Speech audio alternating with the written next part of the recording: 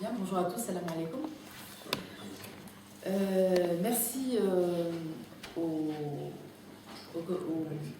Bruxelles Panthère de nous avoir invités et je remercie également le Piano Bar de nous accueillir et je vous remercie tous d'être là, malgré le beau temps, ça me fait plaisir.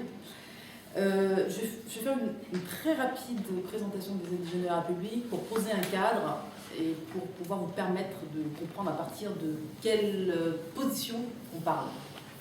Et donc, il va situer l'analyse de Mahdi, l'analyse de Youssef et la mienne ensuite.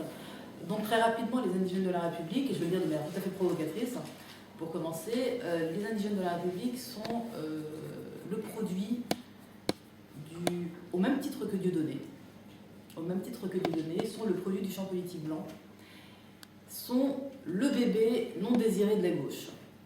Alors, bien que nous ayons, et Dieudonné et nous-mêmes, des projets complètement antinomiques, nous sommes le produit d'une longue histoire d'exclusion de la gauche. On reviendra tout à l'heure sur ce qui nous oppose, évidemment, avec Dieudonné, mais également ce qui nous rapproche. Et je reviens sur, très rapidement, les conditions d'émergence des indigènes de la République. On est né en janvier 2005, juste après la loi dite des signes religieux. Et lorsque la loi a été votée, après une lutte que nous avons menée, pas en tant qu'indigène de la République, mais en tant que militant antiraciste, donc c'était dans les années 2003, lorsque la loi a été votée, et je trouve qu'un certain nombre d'entre nous, Youssef en l'occurrence et moi et un certain nombre d'autres militants, nous étions déjà très... nous étions très politisés sur la question de l'immigration et nous avions déjà un recul de 20-25 ans sur tout ce qui s'était passé depuis les années 80, notamment depuis la marche dite des beurs. Et donc nous avions ce recul, et en tout cas une analyse suffisamment approfondie de la manière dont les immigrés post-coloniaux ont été exclus des organisations de gauche.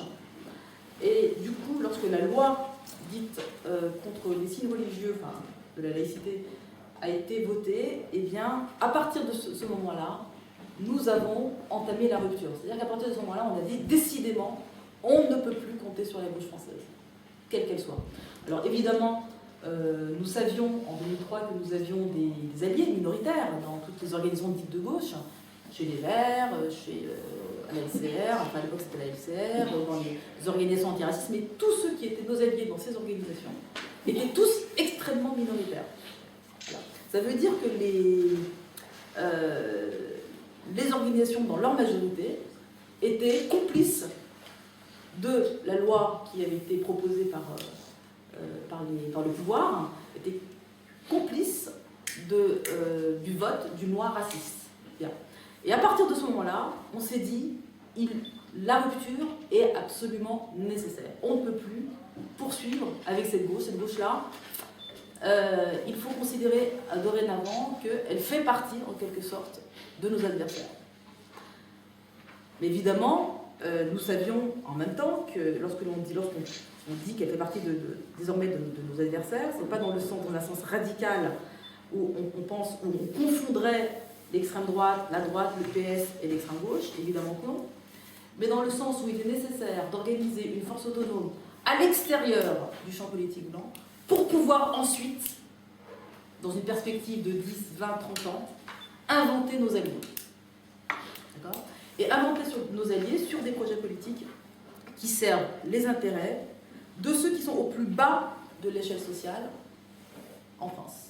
Et ceux qui sont aujourd'hui au plus bas de l'échelle sociale en France, ce sont les post-colonisés, et à côté des post-colonisés, donc tous ceux qui viennent des colonies françaises, que ce soit les Maghrébins, les subsahariens ou les Antillais.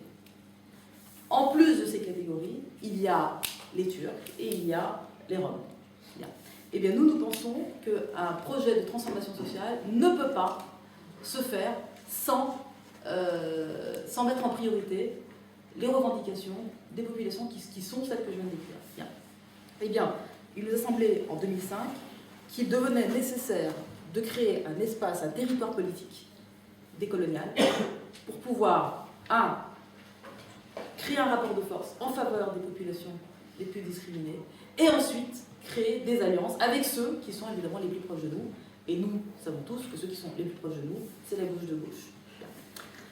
Donc, l'appel est lancé en janvier 2005, et depuis, nous avons évidemment progressé dans la structuration de notre espace. Nous étions un simple appel et nous sommes devenus parti politique. Un parti politique décolonial qui, en aujourd'hui 9 ans d'existence, a su occuper un espace politique, médiatique en France, qui aujourd'hui crée du débat, non seulement chez les indigènes eux-mêmes, chez les jeunes diem sociaux, c'est-à-dire qu'on crée du débat à l'intérieur même de nos communautés. Alors, ce que j'entends par communauté, il ne s'agit pas pour nous de parler de communauté en termes d'identité, mais c'est important, de culture, puisqu'en fait l'indigène, entre un indigène antillais et un indigène algérien, il n'y a pas une commune, c'est pas une seule et même communauté. En revanche, ce qui caractérise l'universel indigène postcolonial, c'est une condition, c'est une expérience, c'est un vécu, et donc c'est une condition sociale qui fait le lien entre l'ensemble des postcolonisés. Donc nous créons le débat à l'intérieur du champ de l'indigénat, puisque nous sommes une organisation non intégrationniste, c'est-à-dire qu'à l'injonction à l'intégration qui nous est faite par les instances républicaines, devenir des Français comme les autres, chose qu'en réalité on nous refuse à cause du racisme, donc c'est l'injonction à devenir des Français, mais au bout du compte en nous la refusant systématiquement, eh bien à l'injonction à l'intégration, nous proposons un projet de libération donc, de la condition de l'indigène. Et le projet de libération de l'indigène, c'est en soi un projet politique, puisque si le sujet colonial mène un projet de libération, ça implique un rapport de transformation radicale de la République française et de ses institutions. Alors, de la République française en tant qu'État-nation, mais de la République française en tant qu'État-nation impérialiste. Voilà. Donc la libération de l'indigène, c'est tout ça. Et donc c'est un vrai projet politique révolutionnaire. Bien. Je disais, je reviens en arrière, donc nous créons le débat à l'intérieur du monde indigène, puisque la philosophie spontanée de l'indigène, comme dirait Sabine Kriari, c'est l'intégration. L'indigène profondément veut devenir un Français comme les autres. D'accord ? Et donc, nous ne caressons pas l'indigène dans le sens du poil. Ça, c'est la première des choses. Et par ailleurs, nous ne caressons pas, évidemment, la gauche blanche dans le sens du poil. Donc, nous créons le débat et chez les indigènes et chez la gauche blanche. Et pour donc, lancer le débat, l'affaire Dieudonné a été un grand révélateur de la manière dont, d'un point de vue décolonial, on pouvait penser le cas de Dieudonné comme étant le produit de cette gauche, le produit de la gauche social-démocrate, dans un premier temps, et ensuite sa récupération par l'extrême droite. Dieudonné n'est pas un produit du monde indigène. Dieudonné est le produit du monde blanc. Et c'est ce qu'on va essayer d'expliquer. Donc je vais laisser la parole à Youssef. Bonjour. Donc Ouria Boutelja a bien précisé l'émergence de l'indigène dans ce contexte politique des années 2000.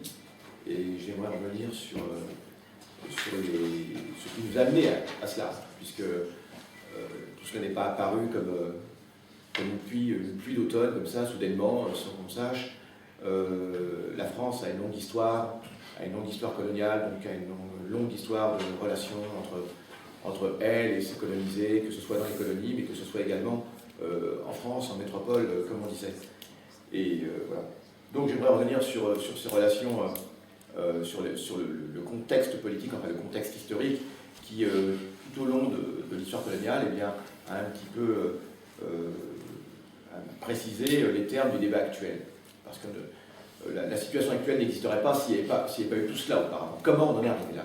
Comment on en est arrivé à l'idée communément admise qu'effectivement, qui est de plus en plus admise, et les dernières élections municipales en France le montrent aisément, avec une multiplication de listes autonomes, qui ne sont pas toutes des listes qui se sont ralliées aujourd'hui, parce que c'est le deuxième tour des élections aujourd'hui, comme vous savez, une multiplication de listes qui ne se sont pas forcément ralliées à la gauche, comme cela se faisait très régulièrement. Et de toute évidence, il y a quelque chose qui se passe en termes de divorce politique entre, disons, les indigènes sociologiques, hein, et puis cette gauche blanche.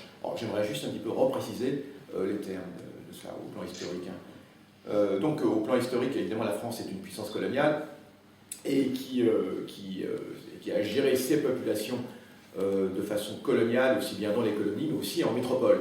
Et juste pour jalonner, sans revenir sur une très longue histoire, juste je prendrai quelques points comme cela qui sont assez révélateurs, et quelques points historiques assez révélateurs. La première fois qu'en France apparaît vraiment une organisation autonome indigène, c'est donc dans l'entre-deux-guerres, hein, dans les années 20, avec l'Étoile nord-africaine, dirigée par l'Algérien Messali Hadj, et l'Étoile nord-africaine, organisation qu'on a appelée, enfin qui s'appelait l'Étoile nord-africaine, qui gardera ce nom pendant longtemps, qui au départ est une organisation de libération maghrébine, de tout le Maghreb, hein, même si au départ ce sont uniquement des Algériens qui l'ont créée sur les chaînes automobiles de l'usine Renault. Hein, c'est là-bas qu'elle s'est créée, dans ce contexte de lutte de l'entre-deux-guerres. Voilà. Et Messali Hadj, très rapidement, au départ, qui était proche du Parti communiste, va peu à peu prendre ses distances, parce qu'effectivement, le Parti communiste, déjà à l'époque, veut réaliser une véritable OPA sur ce mouvement indigène, qui est un mouvement de libération du Maghreb, de tout le Maghreb, et pas uniquement de l'Algérie. Hein. Et devant cette pression continuelle, cette espèce de paternalisme du Parti communiste qui tentait d'imposer ses analyses, ses grilles d'analyse, etc., l'Étoile nord-africaine de Messali Hadj va peu à peu prendre ses distances. Hein. Et jusqu'à une rupture avec le Parti communiste français. Donc, une première forme d'autonomisation, en quelque sorte, qui était absolument essentielle. Je tiens à dire qu'au départ, ces immigrés algériens, dans la lignée du marxisme dominant à l'époque, pensaient vraiment qu'effectivement, le Parti communiste français était là pour aussi émanciper, évidemment, entre guillemets, les colonies, et que donc, tout naturellement, ils pensaient que ce Parti communiste français allait de toute évidence soutenir leurs revendications d'autonomie au nom du droit des peuples à disposer d'eux-mêmes, réaffirmé à maintes reprises par Lénine, etc. Donc on est après le congrès de Tours, la rupture entre la fondation du Parti communiste et la rupture avec ce qui s'appellera la SFIO. Toujours est-il que la rupture sera conçue avec le Parti communiste, et donc l'Étoile nord-africaine va vivre sa vie autonome de façon extrêmement difficile, puisque l'Étoile nord-africaine devra affronter déjà à l'époque le champ politique blanc de façon assez incroyable, puisque quand on en arrive à quelque chose qui est quand même révélateur, quand on arrive au Front populaire en 1936, il faut bien se figurer que l'Étoile nord-africaine de Messali Hadj est signataire de l'accord du Front populaire. C'est-à-dire qu'il y a la signature de Messali Hadj sur l'accord du Front populaire, qui était un accord beaucoup plus large qu'effectivement la SFIO, le Parti communiste, les radicaux de gauche. Il y avait toute une kyrielle d'organisations d'extrême gauche, etc., qui avaient également signé, dont la signature se retrouve dans l'accord officiel, hein, qu'on a dans les archives de Front populaire. Eh bien, dans cet accord du Front populaire, on a la signature de l'Étoile nord-africaine, qui, en dépit de ce que la gauche blanche lui faisait régulièrement, eh bien, malgré tout, soutient cette expérience du Front populaire. Alors, il faut savoir, et c'est ça qui est absolument incroyable, que cette même gauche blanche, une fois au pouvoir aux élections de 1936, va interdire l'Étoile nord-africaine, bien qu'elle soit signataire de l'accord du Front populaire. Et pourquoi on l'interdit? On l'interdit pour, en gros, reconstitution de ligue dissoute. Hein, il y avait eu l'affaire en 1934, donc du 6 février 1934, donc on considérait que l'Étoile nord-africaine était une sorte de ligue au même titre que les ligues d'extrême droite. Et en plus, à caractère religieux, ce qui n'était même pas le cas en dépit du fait que Messali Hadj s'appelait Messali Hadj, mais bon, je crois qu'il n'est pas plus laïque que lui. Hein. Bon, certaines façons, enfin, il semblait correspondre à tout ce que la gauche blanche pouvait attendre d'un indigène à l'époque, hein, marié à une blanche en plus, etc. Enfin bref. Toujours est-il que, voilà, c'est le Front populaire qui va interdire l'Étoile nord-africaine. C'est assez extraordinaire, donc je ne vais pas revenir sur les vicissitudes de cette affaire. L'Étoile nord-africaine va se reconstituer sous un autre nom, etc. Bon, on la laisse de côté pour l'instant. Et on en arrive après-guerre, dans les années 47-48, au moment de la crise de Palestine, la création d'État d'Israël. Là aussi, une nouvelle crise va apparaître entre les indigènes et les indigènes en métropole. Hein, je ne parle pas donc de ce qui se passe dans les colonies, Et la gauche blanche, puisqu'à l'occasion de l'affaire de Palestine, évidemment, là aussi, un hiatus considérable va apparaître, puisque évidemment cette gauche blanche soutient totalement la création de l'État d'Israël, je dis bien totalement, sans absolument aucune exception, j'insiste, sans aucune exception, hein, de ce qui pouvait être considéré comme l'extrême gauche à l'époque, à savoir le journal Combat, hein, et puis Camus, etc. Et Albert Camus est considéré comme étant la gauche du Parti communiste, hein, mais également d'autres mouvements, d'autres journaux comme FTP, etc., d'autres mouvements qui pouvaient exister, qui pouvaient être considérés comme l'extrême gauche. De cette extrême gauche jusqu'à la gauche évidemment socialiste, c'est un unanimisme dans le soutien à la Palestine. Et là, un divorce va apparaître, puisque évidemment les indigènes qui sont déjà en France, il y a quand même des travailleurs maghrébins déjà en France dans la précédente guerre, à l'occasion de cette guerre de Palestine, il va y avoir également une grosse rupture qui va entre autres se manifester par des bagarres, même entre dockers algériens et dockers français à Marseille, lorsque la France se met en tête d'envoyer des armes aux organisations sionistes qui en Palestine combattent les Palestiniens. Et là, on aura des bagarres à Marseille, puisque les dockers algériens refusent d'embarquer des armes à destination de ce qui sera l'État d'Israël. Donc c'est des choses assez fortes, et j'ai eu l'occasion de rencontrer un acteur au moins de cette période. Et donc c'est une rupture qui est permanente. Évidemment, la question coloniale et la question de l'indépendance du Maghreb aussi, puisque la gauche blanche n'a évidemment pas tenu ses promesses donc de respect du droit des peuples à disposer d'eux-mêmes, que ça a été une lutte continuelle. Alors, on peut pas revenir sur le Parti communiste français, etc., avec la fameuse motion du Parti communiste français d'Algérie, de Sidi Bel Abbès, une motion qui jugeait que les indigènes étaient absolument incapables de se gouverner eux-mêmes, et que dans leur propre intérêt, il était nécessaire enfin qu'on les conduise encore doucement vers une possible émancipation un jour futur, si toutes les conditions étaient réunies, etc. Enfin bref. Et donc voilà. Et puis bon, très rapidement, j'en arriverai évidemment à la guerre d'Algérie avec cette gauche française qui, pour une partie, est totalement complice de l'expédition coloniale, évidemment, avec Guy Mollet, dans le Parti socialiste, le digne continuateur aujourd'hui, avec Guy Mollet, évidemment, qui va être le véritable initiateur de cette guerre d'Algérie, le Parti communiste qui va suivre en votant les pleins pouvoirs à Guy Mollet. Donc voilà, c'est une histoire coloniale dont la gauche française a été réellement le fer de lance. Elle n'a pas été à la traîne, elle a été le fer de lance de l'expédition coloniale, cette gauche française. Alors, les indigènes vivant en France, tant bien que mal, étaient partagés entre, évidemment, le besoin d'avoir un soutien minimum face à ce qu'ils subissaient en tant qu'ouvriers, en tant que population exilée, et en même temps, le fait que leur ennemi est en même temps cette gauche blanche. C'était réellement leur ennemi, hein. C'était pas un demi-ennemi, c'était cette espèce de schizophrénie qu'il y avait, qui va se traduire évidemment par le fameux 17 octobre 61, ou le 17 octobre 61, disons, les ouvriers algériens qui sont massacrés à Paris, ce fameux 17 octobre, plusieurs centaines de morts, je le rappelle quand même, hein, une affaire sur laquelle on n'est jamais revenu jusqu'à aujourd'hui, hein, dont les tenants et aboutissants n'ont même pas été mis en évidence, il n'y a eu aucune poursuite, rien du tout.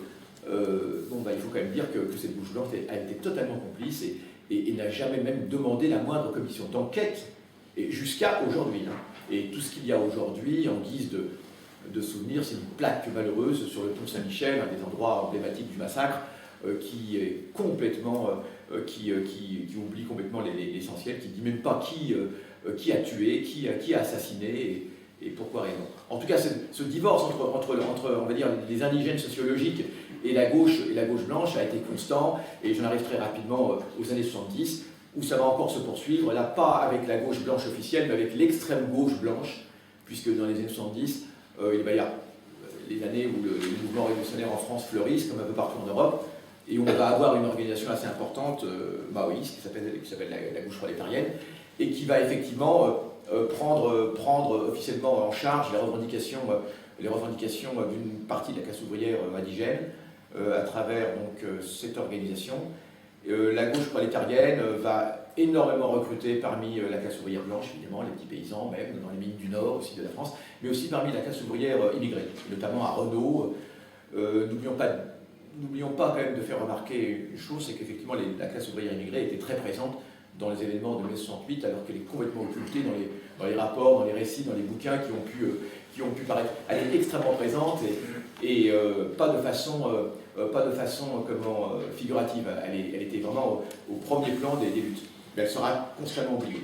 Dans les années 70, la gauche prolétarienne donc, intègre beaucoup de travailleurs immigrés, maghrébins, et on a là un mouvement qui est fort, qui est puissant, qui à différents niveaux semble prendre en charge ces revendications d'égalité, puisque c'est cette égalité qui est à chaque fois recherchée, évidemment. Hein. Là, il ne s'agit plus de libérer un territoire comme au Maghreb, il s'agit d'obtenir cette égalité, de mettre fin au racisme, qui est déjà extrêmement fort en France, enfin qui n'a jamais cessé, mais qui va connaître un regain de puissance dans les années 70, hein, les crimes racistes.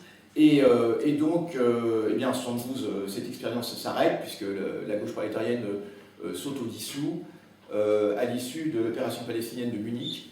Elle estime que devoir rompre avec le mouvement de libération palestinien, la gauche prolétarienne, elle s'autodissout.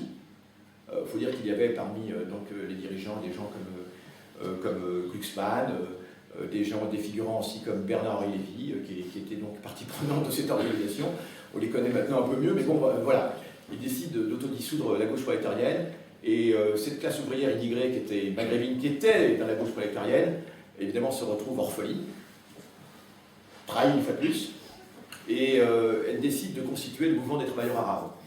C'est là-dessus que va se constituer ce mouvement très important qui s'appelle le mouvement des travailleurs arabes, qui pour nous, aux indigènes de la République, est une grande référence, puisque c'est après les guerres nord-africaines la deuxième tentative de mouvement autonome qu'il y a eu en France. Et ce mouvement des travailleurs arabes va connaître une existence peut-être éphémère, mais tout à fait intéressante, et dont qui va avoir à son actif donc, plusieurs hauts faits. Dans le même temps que ce mouvement des travailleurs arabes se développe et développe ses activités, va avoir lieu une grève, un mouvement de revendication extrêmement important pour l'immigration, qui est la grève des foyers Sonacotra. La grève des foyers de travailleurs, où étaient donc logés les travailleurs, gérée par une entreprise qui s'appelle la Sonacotra. Et elle est très importante cette grève parce que c'est une grève qui s'est faite vraiment de façon autonome, à l'échelle nationale, et qui va concerner des milliers de travailleurs immigrés. Des milliers de travailleurs immigrés vont décider de faire grève des loyers pour protester contre les conditions de logement absolument indécentes dans lesquelles on les fait vivre, les foyers exorbitants, etc. Et cette grève va être très importante parce que c'est une grève qui va se faire de façon totalement démocratique en plus, avec des congrès clandestins, etc. Puisque évidemment les meneurs et les responsables militants sont pourchassés par la police française. Et évidemment, dans l'indifférence totale de la gauche et de l'extrême gauche, si ce n'est, il faut le dire, une ou deux petites organisations maoïstes qui ont survécu au grand reflux des années 70, hein, dont l'Humanité Rouge, etc., pour la citer. Mais à part cela, la gauche et l'extrême gauche vont être totalement indifférents à ce qui se passe pour les ouvriers. Et cette grève va se terminer de façon absolument terrible au début des années 80, je le dis, dans l'abandon total. Et j'ai personnellement, parce que j'ai vécu un petit peu ça, un peu moins, donc dans une solitude absolument terrible, et qui a profondément marqué la mémoire de lutte de l'immigration ouvrière en France. Hein. Donc c'est très très important de revenir là-dessus. Voilà. Là-dessus, la gauche arrive au pouvoir, on est au début des années 80, la suite est un peu mieux connue. Donc deuxième trahison historique, si je puis dire, elle a été permanente avec ce champ politique blanc, c'est évidemment ce mouvement des travailleurs arabes, et cette grève de la Sonacotra. Et au début des années 80, alors là, on va avoir évidemment la gauche qui arrive au pouvoir, triomphante. Et troisième grande rupture, c'est avec le mouvement qu'on a qualifié de mouvement beurre, puisque c'était le mouvement de la seconde génération. Hein, c'était donc les enfants de cette classe ouvrière qui avaient déjà subi tout cela de la part de la gauche blanche. Et c'est à leur tour d'éprouver ce qu'il en coûte de fonder quelques espoirs sur cette gauche blanche, puisque ça va être cette grande trahison. Il y a la marche pour l'égalité qui va donc se dérouler en France en 1983. Et donc, cette marche pour l'égalité, eh bien, vous savez, réunit un certain nombre de jeunes politisés de fraîche date, on va dire, de jeunes issus des quartiers populaires, et qui entendent protester contre les crimes racistes, qui sont aussi très très importants, contre la répression policière, contre la pression policière permanente, constante, dans les quartiers, notamment dans la région lyonnaise, du côté de Vaux-en-Velin, etc., où il y a eu quand même plusieurs crimes racistes terribles. Et donc, ils vont entamer cette longue marche, à travers la France, qui va arriver. Et cette marche, sur le modèle des marches organisées par Martin Luther King aux États-Unis, etc., c'est un petit peu le modèle qui a été pris. Cette marche aboutit à Paris et entend dire une chose, voilà, nous sommes comme vous, voilà, ils ne demandaient pas grand-chose, ils ne demandaient pas la lune, comme on dit, ils demandaient simplement à ce que s'arrêtent les crimes racistes, à ce que... voilà, et puis l'égalité, évidemment, est esquissée, parce qu'on l'appelle d'ailleurs la marche pour l'égalité, et évidemment, nous récusons totalement le terme de marche des beurs, qui est un terme complètement inventé, et qui a été ensuite plaqué dessus pour un petit peu déprécier et ramener ça à un côté folklorique, mais c'était la marche pour l'égalité, réellement. Cette marche pour l'égalité va être trahie une fois de plus, évidemment, en décembre 83, puisque ensuite, l'année suivante, une seconde marche est organisée, et cette seconde marche pour l'égalité est organisée toujours avec cette revendication d'égalité, avec quelques nuances, enfin, grosso modo, et cette marche arrive à Paris, et la réponse que la gauche blanche va donner à cette revendication d'égalité constante, permanente, menée maintenant par les enfants de ceux qui la revendiquent depuis un siècle, eh bien, ça va être la création d'un organisme qui s'appelle une sorte de création bizarre, qui s'appelle SOS Racisme, vous avez peut-être entendu parler, non? Et on ne sait pas tout ça exactement, mais qui ne correspondait évidemment pas du tout à ce qu'était la revendication, qui était un pur produit de la gauche blanche et qui a été réellement fait, et c'est comme ça que tout le monde le vit maintenant, et c'est évidemment comme ça que nous vivions à l'époque.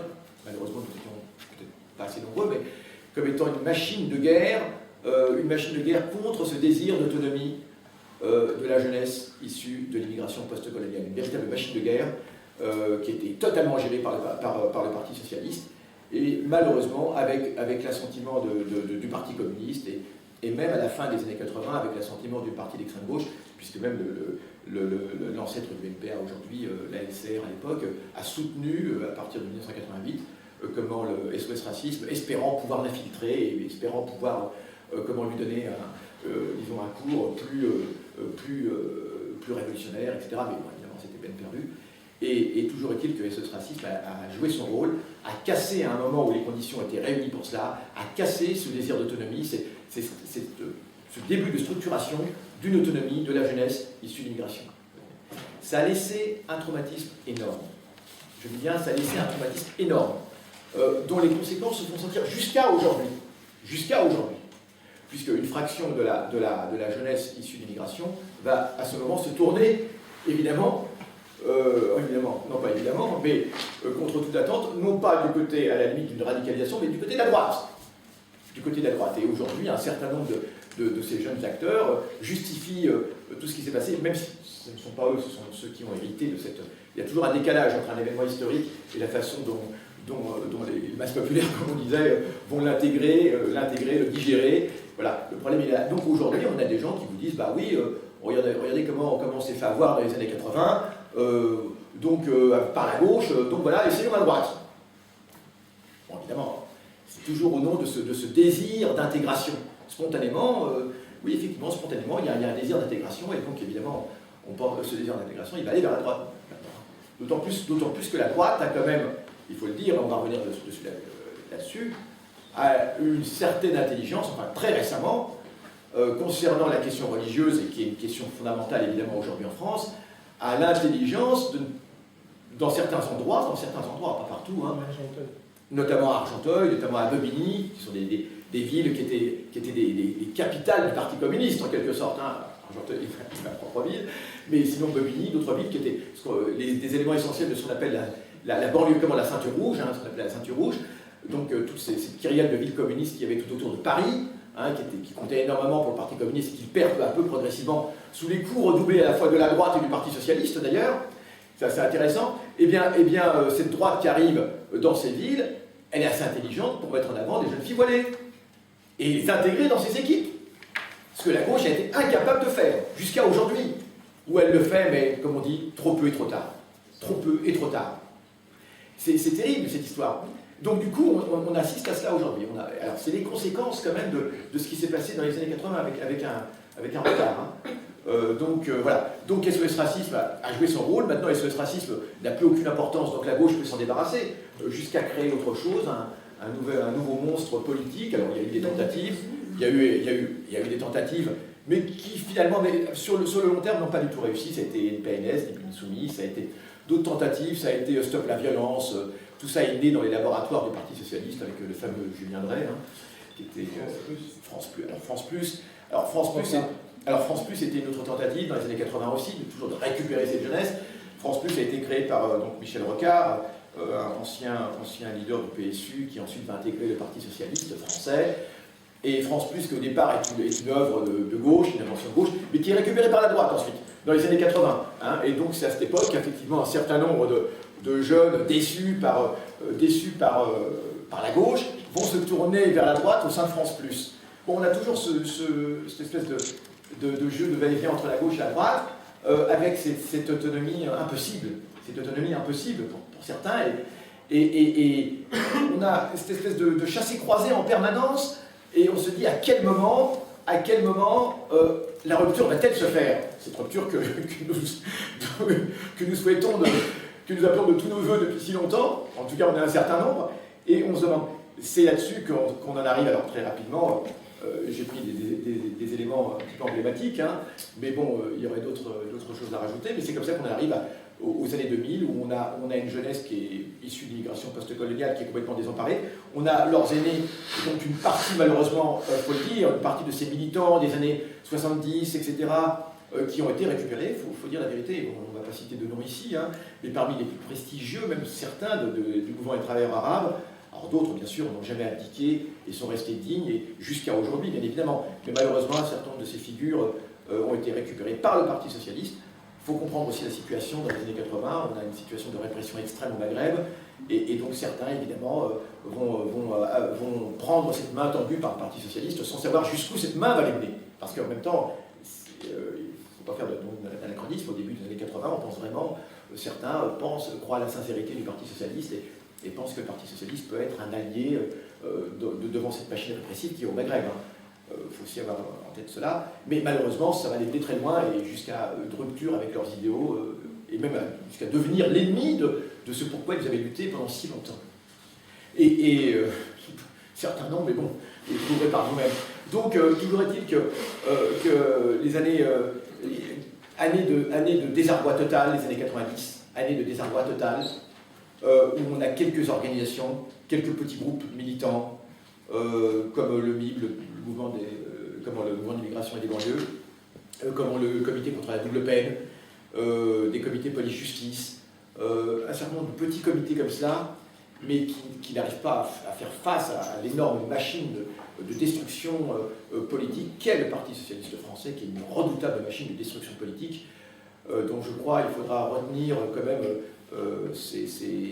qu'elle a été vraiment le fossoyeur de beaucoup d'espoir en ce qui concerne nos populations. La droite, c'est bien mieux, mais venant de la gauche, évidemment, le Parti Socialiste s'est révélé comme étant le digne héritier de la SFIO, de la social-démocratie traître, vraiment pendant tout le XXe siècle. Vraiment. Alors, en ce qui nous concerne, il n'y a pas eu d'exception, vraiment, histoire coloniale, etc. Donc voilà comment on en arrive aux années 90, 2000, ou au début des années 2000, on a un mouvement, il n'y a plus réellement de mouvement en tant que tel organisé, il y a un désarroi total, et c'est dans ce contexte qu'effectivement va arriver donc, cette affaire, enfin pas Dieudonné, mais Dieudonné en tant que révélateur, ça va être dit, en tant que révélateur de ce divorce total entre la gauche blanche et les indigènes sociologiques. Alors au début des années 2000, il y a quand même un thème qui a survécu à tout. C'est la Palestine. Il y a un thème qui a survécu à tout, qui a réussi à passer, toutes les difficultés, qui reste vivant, un soutien, une solidarité qui reste vivante parmi donc, cette jeunesse issue de l'immigration post-coloniale, pas uniquement la jeunesse d'ailleurs, les générations issues de l'immigration post-coloniale, c'est la question de Palestine. Et c'est assez intéressant parce que c'est dans ce contexte de la question de Palestine que l'affaire Dieudonné va au tout début, je veux dire que le personnage de Dieudonné en tant que tel, mais il peut y en avoir d'autres, eh bien, va être le révélateur des événements d'aujourd'hui. En 2003, très rapidement, Dieudonné donc, va s'intéresser plus ou moins à la Palestine, au début des années 2000, et personnellement, avec d'autres, on a eu l'occasion de le croiser, de lui proposer même de partir avec nous en Palestine lorsqu'on a commencé à organiser les premières missions, les premières missions civiles que nous avons créées vers la Palestine au début des années 2000, avec un certain nombre d'acteurs politiques d'extrême gauche, du mouvement du mouvement anti-globalisation, comme on disait à l'époque. Bon, Dieudonné n'a pas voulu venir avec nous, bon, ça le concerne. Bon, à l'époque, on a organisé une mission avec José Bové et tout cela. Donc c'était avant les indigènes. Hein. Donc, bon, en tout cas, c'est à cette époque que je commence à faire sa connaissance comme ça. C'est dans ce contexte, en tout cas, qu'il va apparaître, puisqu'il va être compagnon de route d'un autre mouvement qui s'appelle Euro-Palestine, qui se présentera aux élections Euro-Palestine. Mais auparavant, Dieudonné a été compagnon de route de la gauche à Dreux. Il s'est présenté contre le Front National dans la ville de Dreux, où le Front National avait quand même une base extrêmement forte. Donc, ce que je veux dire, c'est que Dieudonné est directement le produit de cette gauche. Il vient pas de l'extrême droite, il est directement le produit de cette gauche. C'était un bon élève de cette gauche. C'était un bon élève de cette gauche, sur lequel on pouvait même fonder un certain nombre d'espoirs en tant qu'indigène docile qui pourrait représenter cette gauche à l'avenir et finalement qu'on aurait pu ensuite présenter. Voilà, regardez, il y a quand même des bons indigènes, regardez, Dieudonné, il est pas mal, comme d'autres, comme Malek Bouti, etc., de sinistre réputation. Alors, donc, je vais céder la parole. Alors, juste en disant que 2003, Dieudonné a des soucis, puisque à l'issue il a commencé à avoir des soucis parce que Dieudonné, il voulait plus ou moins faire un film. Il voulait faire un film sur l'esclavage, un des éléments de mémoire de ce pays qui a été complètement occulté, évidemment. Et à ce moment-là, il commence à brandir un peu trop cette histoire d'esclavage, de mémoire de l'esclavage, et on commence à lui en vouloir, et on commence à lui opposer les arguments qui sont censés vous glacer sur place. Concurrence victimaire. Voilà, Dieudonné fait de la concurrence victimaire. Dieudonné voudrait aussi inventer une Shoah pour les Noirs. En quelque sorte, c'est ça. Il voudrait, à chacun sa Shoah, dira Finkielkraut par la suite. Et donc, Dieudonné ferait de la concurrence victimaire. Donc, après, il y a ce fameux sketch à la télévision qui va lui attirer toutes les foudres. Et à ce moment-là, nous le soutenons. Enfin, les indigènes ne sont pas encore créés, mais nous le soutenons déjà. Nous connaissons plus ou moins. En tout cas, nous allons bientôt faire connaissance les uns les autres à l'époque. Mais chacun de notre coin, on soutient quand même Dieudonné. On est à l'Olympia lorsqu'il y a un grand rassemblement pour le soutenir, puisque son show à l'Olympia a été interdit. Et voilà. Donc ce que je veux dire, c'est qu'au départ, on n'avait nulle raison de se distinguer. On voyait bien en Dieudonné quelqu'un qui était le produit de cette gauche blanche comme nous, dans son attitude, etc. Quelqu'un qui, une fois de plus, subissait les foudres de cette gauche blanche. Voilà un petit peu ce que je tenais à vous dire, et je vous remercie. On aura peut-être l'occasion de revenir sur le fait.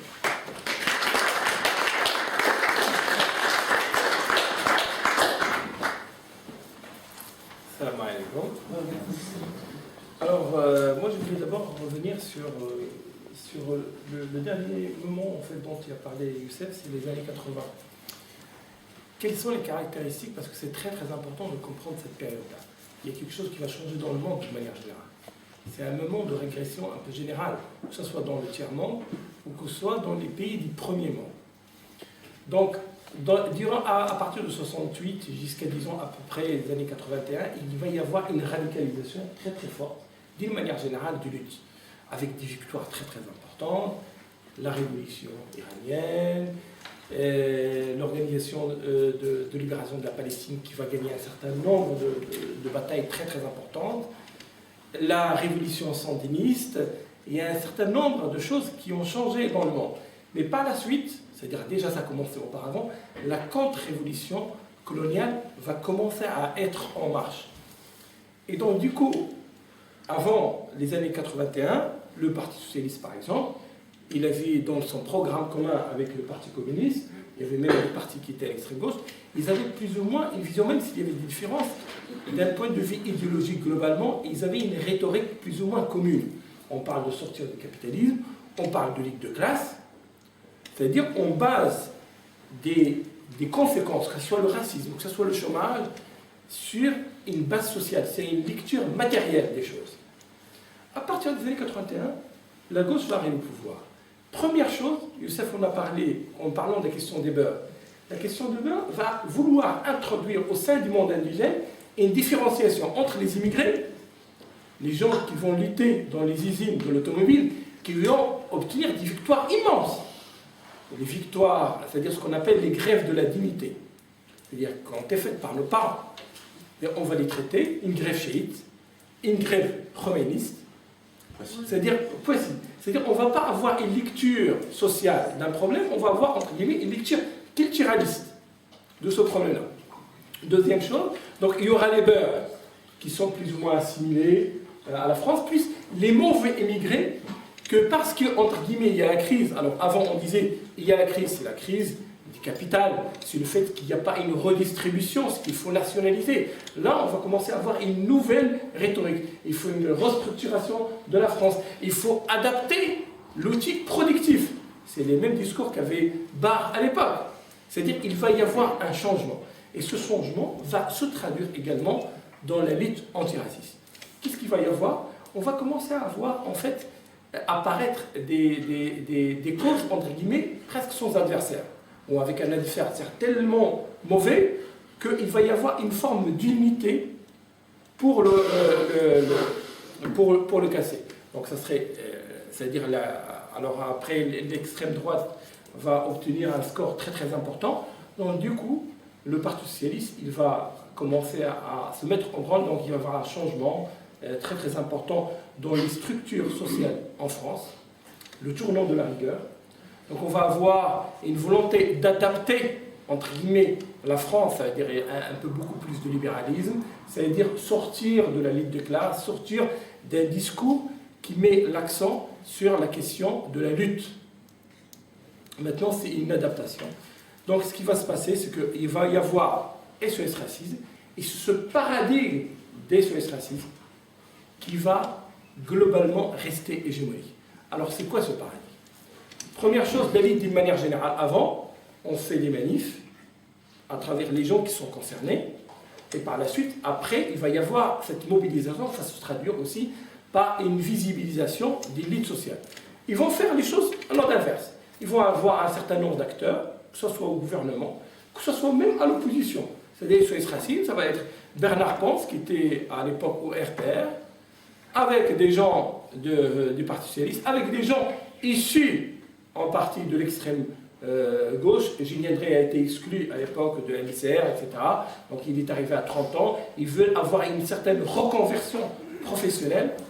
Donc en plus, ils n'ont pas accepté le tournant ouvriériste dans l'extrême gauche française. Quand on va les envoyer à l'usine, ils étaient étudiants, ils sont ici généralement de classe moyenne, ils ne vont pas pouvoir supporter. Donc ils veulent avoir rentabilisé un engagement dans le cadre toujours d'une bataille interne au champ politique blanc. Donc, il y a le blanc qui est très gentil contre le blanc minoritaire mais très très méchant. Et ce blanc gentil, il doit protéger son pote arabe qui lui, il est une victime. Il n'est pas un acteur, lui. C'est-à-dire, généralement, théoriquement, c'est-à-dire si on va penser, c'est que les gens doivent s'auto-organiser eux-mêmes, mener leur propre lutte avec leur propre mot d'ordre. Là, on va avoir un discours. Deuxième chose, moins de manifs, mais on va faire, première chose, des concerts. Donc c'était l'époque We Are the World. Donc les gars, avec un certain nombre d'acteurs, alors ça va être des artistes, ça va être des médias, Libération, etc. Donc on va avoir un changement de paradigme, même de la militance. C'est-à-dire même le MRAP, par exemple, va être invisibilisé, parce que ça va paraître archaïque par rapport à cette nouvelle tendance. Il y a une nouvelle tendance, cette manière, jeune, il faut mettre un badge, on est tous bien, c'est une question morale, le racisme. C'est-à-dire, ce n'est pas une question matérielle, alors que c'est une question matérielle. Le racisme, il structure une société. Mais ce qui est intéressant, ce qu'on ne dit pas assez, c'est qu'il va y avoir une résistance indigène très très forte. Et contrairement, ça c'est mon hypothèse moi personnellement, contrairement à ce qu'on dit, SOS Racisme n'a pas récupéré la marche. La première marche, SOS Racisme n'existait pas. La deuxième marche, SOS Racisme, à peine elle commence à exister, mais elle était un peu minoritaire à l'époque. Ils sont allés discuter avec les gens qui vont organiser la marche Convergence et ils les ont envoyés balader. Par contre, ils étaient présents en termes de visibilité en vendant les mains de Fatma.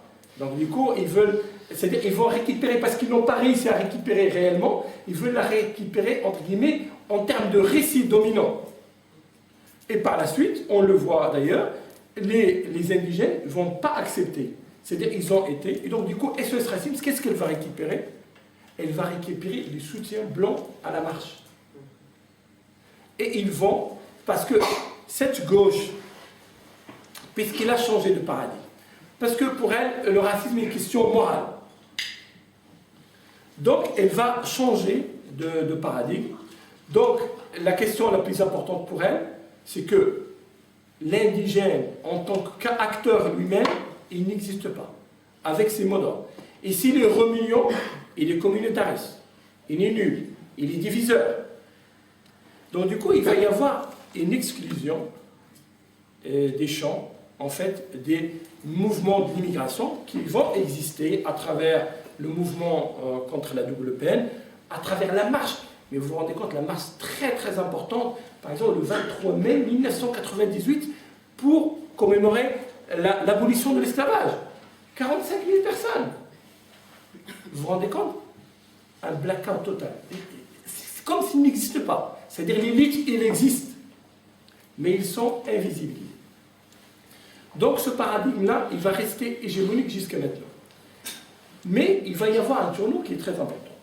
C'est la deuxième affaire du voile. Parce que la première affaire du voile, globalement, même au sein de la gauche, il va y avoir tiraillement. On va dire, on va demander au Conseil d'État. Lionel Jospin, il ne voulait pas au début l'exclusion des filles voilées. En 89, à Creil. C'est bien ça, Youssef, c'est à Creil. Même Bayrou, il ne voulait pas. Donc, ce n'est pas quelque chose qui était hégémonique. Il y avait une construction pour cela. Donc, il va y avoir un tournant très important, qui est un tournant mondial, mais qui va avoir une répercussion, une contextualisation dans le contexte français. La deuxième affaire du voile.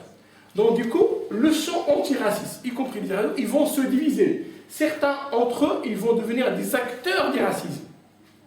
L'affaire dite de Alma et Lila, les filles de notre ami Laurent Lévy, ils vont être exclus par des gens, des profs. Mais vous vous rendez compte? Des profs qui étaient à l'élite ouvrière ou au l'AFCR, alors que lui-même, il est de l'extrême gauche. Donc vous vous rendez compte du changement, donc il va y avoir une division.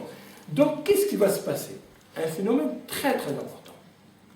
Doucement, il va y avoir une affirmation de plus en plus de la puissance politique des indigènes, qui ne va pas prendre le format d'une organisation unifiée, et de l'autre côté,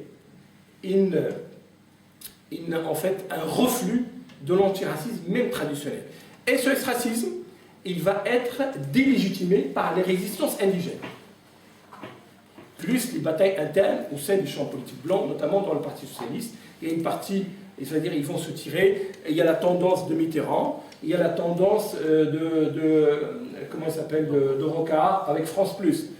Et après un certain moment, ils vont plus avoir.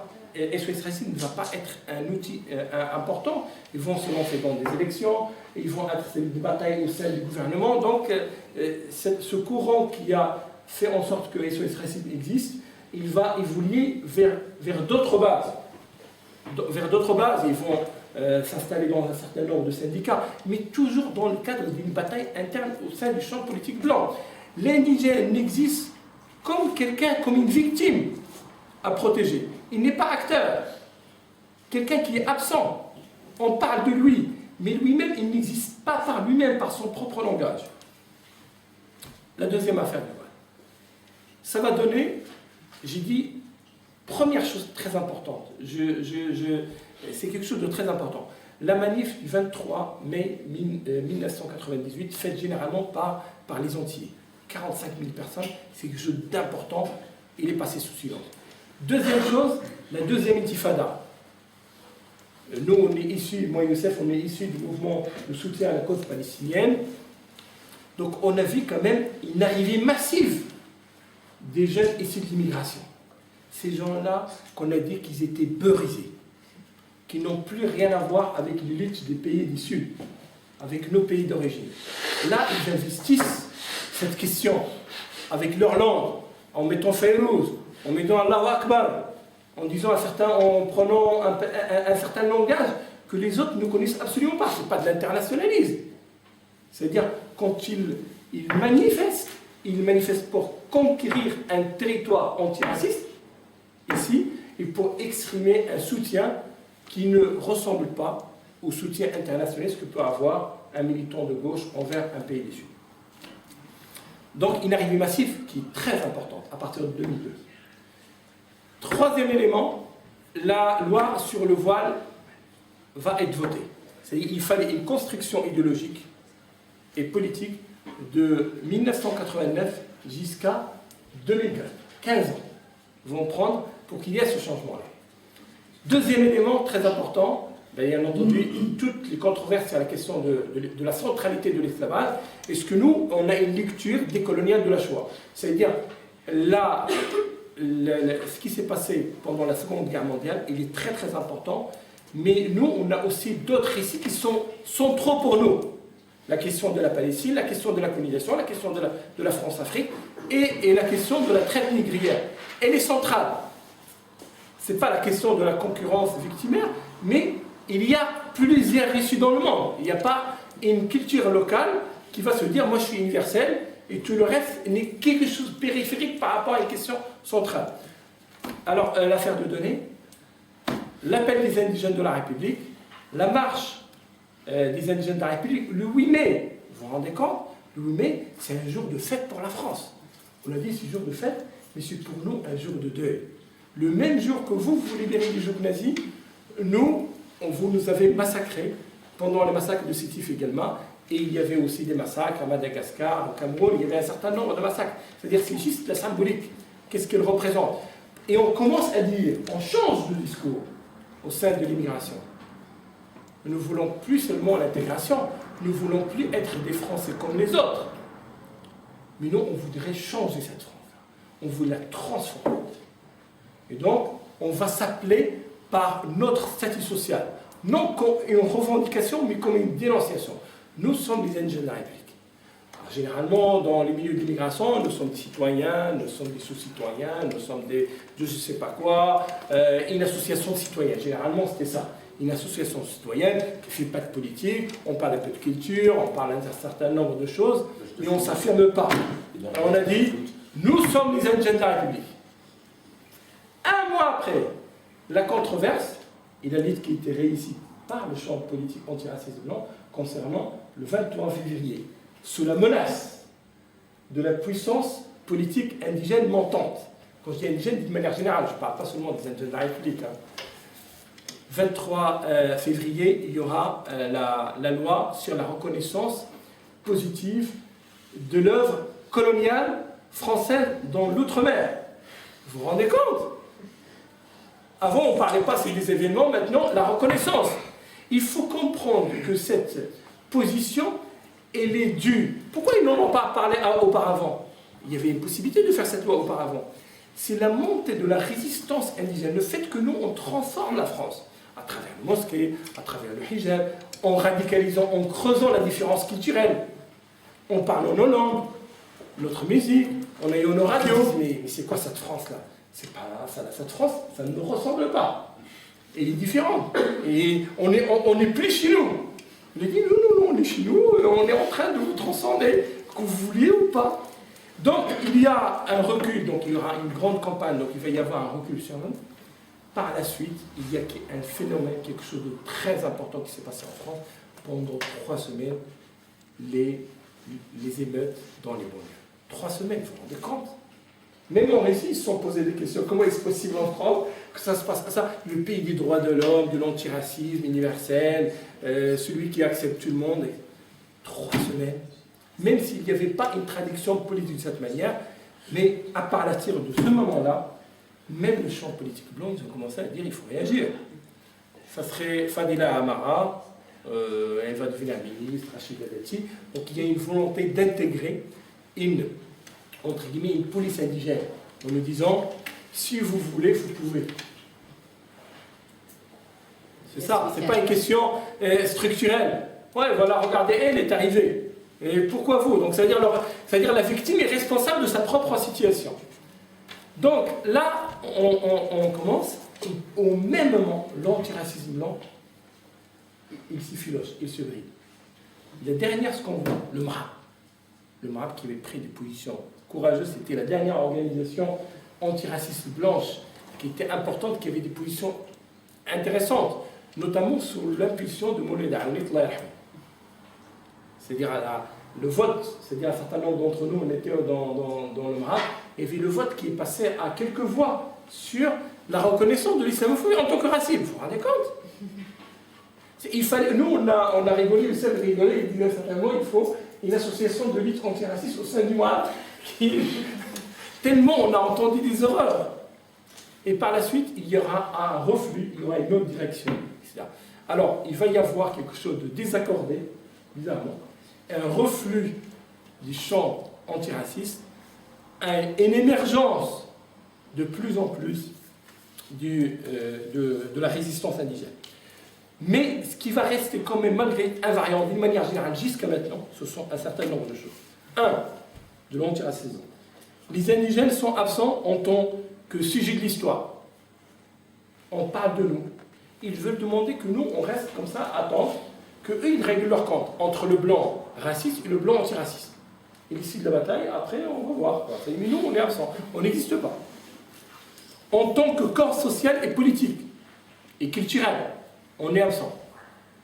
Et la preuve, c'est l'islamophobie, ça divise. Normalement, ça ne doit même pas diviser. On doit même pas. La question de l'esclavage, ça ne doit même pas diviser. C'est un crime contre l'humanité. On doit parler de réparation, on doit parler d'un certain nombre de choses. C'est-à-dire que ça ne doit même pas être même. C'est-à-dire on doit discuter des modalités, comment on fait pour transformer la France. Et pas est-ce que, oh, il faut dire ça, il ne faut pas dire ça, c'est la concurrence victimaire, etc. Troisième chose, l'impact direct ou indirect à l'échelle du quartier, à l'échelle des pays, à l'échelle internationale, de nos résistances, c'est quelque chose qui est absent. Quatrième élément, c'est que même les antiracistes blancs, même les plus gentils, ils ne reconnaissent pas en fait qu'eux-mêmes, ils sont des privilégiés. Que le racisme, ce n'est pas un tort racial. S'il y a un tort d'un côté, c'est qu'il y a un avantage. Donc le racisme, il produit aussi des privilèges. Qu'eux-mêmes, ils sont privilégiés. Et donc, quand ils sont privilégiés, si quelque part, ils ne peuvent pas mener la lutte à notre place. Ils peuvent être nos alliés. On peut discuter avec eux. Mais ils ne peuvent pas être en première ligne. C'est quelque chose qui est inimaginable. C'est-à-dire, on va demander aux bourgeois de prendre la tête de la lutte ouvrière. Ou des hommes de prendre la tête de la lutte, par exemple, féministe. C'est-à-dire, c'est quelque chose de tellement évident. Quand on fait ce genre d'équivalence. Et pour eux, ils butent sur ça, d'une manière. Alors, pour eux, le racisme, c'est un enjeu qui est juste intérieur au champ politique blanc. Nous, on est en dehors de l'histoire. Mais penser que les indigènes sont des acteurs premiers de la lutte, c'est quelque chose qu'ils ne le voient même pas, ce qui est tout à fait normal. Ils sont des privilégiés, qu'ils ne le voient pas. Donc du coup, on va les forcer à le voir. C'est notre résistance. Et cette résistance, elle commence à produire d'abord, comme il l'a présenté Huria tout à l'heure, une discussion au sein du monde indigène. Ces idées de l'autonomie, elles prennent de plus en plus de la consistance. Et ce d'autant plus qu'au sein des indigènes de la République, mais aussi avec d'autres groupes avec qui on milite. La brigade anti-négophobie, les Panthères de Bruxelles et d'autres acteurs dans les pays du Sud. Parce que nous, on pense que notre émancipation, ça sera le résultat de 3 luttes qui sont importantes et liées. Notre lutte, à travers notre instrument politique, c'est-à-dire notre parti, notre organisation autonome, notre socle idéologique à construire à travers notre statut social et à travers notre vécu, à travers notre histoire, converger les luttes indigènes, parce que ce n'est pas facile de les converger, entre un Antillais et un Africain, et un Arabe et un Berbère, une femme indigène et un homme indigène, un bac plus 4 et quelqu'un dans les quartiers qui est en bas de l'échelle sociale, par exemple. Déjà, il faut, à chaque fois on nous dit il faut articuler race, classe, etc. Mais l'articulation, on doit la faire entre nous-mêmes, hein, parce que le monde indigène n'est pas unique, n'est pas unifié. Il est traversé par plusieurs statuts différents, parce que la stratification sociale, la domination, pour qu'elle marche, elle doit créer aussi une échelle au sein même de dominer. entre des gens qui sont un peu en haut, en intermédiaire, en bas, pour qu'on puisse s'entrechoquer et s'entretuer entre nous, pour qu'il y ait une guerre civile au sein du monde indigène. Donc, converger avec nous-mêmes. Notre victoire, ça va être aussi créer des liens organiques très importants avec les indigènes du premier monde. C'est très important, c'est ce qu'on fait maintenant. Et notre victoire, ça va être aussi le résultat des luttes indigènes dans les pays du tiers-monde. Le rapport de force, quand il change dans le monde, il a une traduction concrète sur ce qu'on vit ici. Un exemple très très simple, il l'avait compris, c'est-à-dire Malcolm X, quand il a fait la tournée dans l'Afrique, etc., c'était à l'époque du mouvement de libération nationale, il était ascendant. Quand il était ascendant, les mouvements pour les droits civiques, il était ascendant au sein, il s'est radicalisé. Malcolm X, les Black Panthers et tout. Donc il y a un lien organique. Il voit quand même qu'il y a quelque chose de très important. Donc ça veut dire notre émancipation, ça va être aussi, pas le résultat de la bataille entre le raciste et l'antiraciste blanc, c'est ici de notre émancipation, de notre libération. Troisième, et je pense que Khalil va le dire, c'est une stratégie globale, parce que nous sommes dans les métropoles coloniales, nous sommes une minorité numérique. Et ce n'est pas parce que nous sommes une minorité numérique que nous allons toujours rester une minorité politique. Les bourgeois, c'est une minorité démographique, mais pourtant, c'est eux qui dirigent. Donc il n'y a pas une correspondance à chaque fois entre la démographie, entre le nombre et la puissance politique. Cela, ça va se faire en forçant à faire une majorité. C'est-à-dire, si les blancs, les prolétariats blancs, je ne sais pas comment les subalternes blancs, etc., ils veulent s'en sortir du coup de boutoir du libéralisme, du capitalisme, ils sont obligés, parce qu'on représente 30% des classes subalternes. C'est impossible qu'il y ait une révolution, un changement, une transformation dans ce pays-là, sans qu'il y ait une alliance avec nous.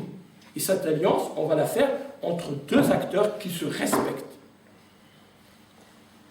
C'est ça la stratégie. Donc nous, on voudrait remettre en avant la question stratégique qui est absente chez la dose. C'est-à-dire nous, on leur explique la stratégie maintenant. Donc, vraiment, la question stratégique, c'est quelque chose qui était très important à un certain moment de l'histoire. La question stratégique, elle est complètement absente. Nous, la question stratégique est quelque chose de très important pour nous dans l'immigration. D'où les textes, d'où le fait que nous, on n'accepte pas cet anti-intellectualisme qui a été impulsé notamment par les partis communistes dans les siècles derniers. Parce qu'il avait besoin d'un certain nombre d'ouvriers qui acceptent ce que demande la direction. Nous, la question, entre guillemets, intellectuelle, c'est-à-dire la question des textes, de la réflexion, des discussions, c'est une question capitale, parce que sinon, on va être toujours dans le surplace. Et donc, cette stratégie, ce qu'on appelle, nous, la stratégie décoloniale, et leur seul salut, s'ils veulent s'en sortir, c'est-à-dire même si nous, on a des coups de boutoir beaucoup plus forts, il y a des résistances malgré tout communautaires, défilés comme la famille, comme dans les mosquées, dans les églises, dans un certain nombre de choses qu'on arrivons à construire. Mais eux, qu'est-ce qu'ils vont faire? Ils vont se retrouver tout seuls. Leur privilège, c'est quoi? C'est de dire, moi je suis blanc, je suis chrétien, moi je suis laïque, moi je suis émancipé, moi je suis pour le droit de tout le monde. Ah, voilà, oui, voilà, ce capital symbolique. Et oui, c'est vrai que tu vas avoir un appartement un peu plus que moi. Et après, par la suite, le coup de boutoir. Hollande vient de donner 40 ou 30 ou 50 milliards encore au patronat. Je ne sais pas combien le chiffre, depuis 30 ans, 40 ans. À chaque fois, il y a un transfert très important vers le patronat. Et qu'est-ce que vous allez rester comme ça? Donc, le champ de l'antiracisme blanc, il est en ruine. La puissance politique indigène, il est ascendant, même s'il ne s'est pas cristallisé pour l'instant dans des structures très très fortes, mais il est de plus en plus fort, que ce soit sous forme d'une résistance souterraine, c'est-à-dire le voile, les mosquées, l'arabe, je ne sais pas, le berbère et tout cela, ou soit sous forme comme les indigènes d'Arabie, comme la brigade anti-conflit, comme vous, comme d'autres d'ailleurs, qui commencent à inverser le rapport de force. Voilà, je pense que...